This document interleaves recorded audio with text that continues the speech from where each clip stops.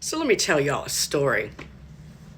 About the end of 2007 through the middle of 2009, the United States was in a major recession.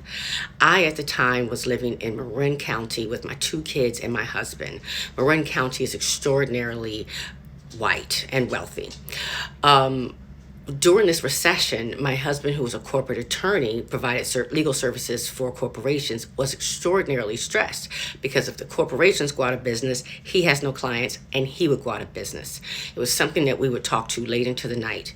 And I was just giving all these solutions. I went into my black woman mode, which some people think is masculine, I guess, and was like, hey, don't worry about it. We'll sell this house. We'll downsize. I will go back to work full time because at the time I was in the midst of raising children and not working nearly as much.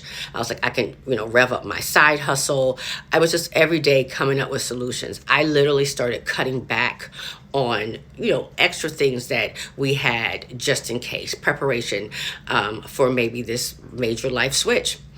And at the time, I used to hike with these women, a few white women, about a few times a week for exercise because Marin County has beautiful mountains.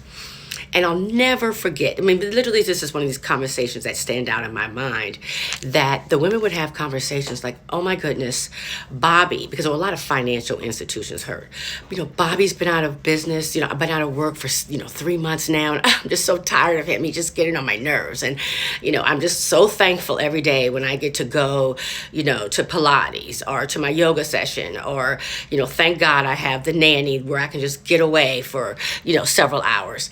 And, there were several conversations like this, and I realized that they weren't changing. It was very much on their husbands to figure out what they were going to do during this recession and figure out what they were going to do for money. And they were not at all involved in it.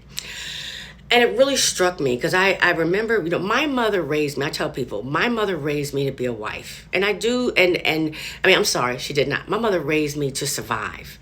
And I don't think my mother raised me to be a wife. And by that, I mean soft and look to a man to look out for me. I was raised to make money and support myself. And if I happened to get a man, that would be great. And we would join our incomes.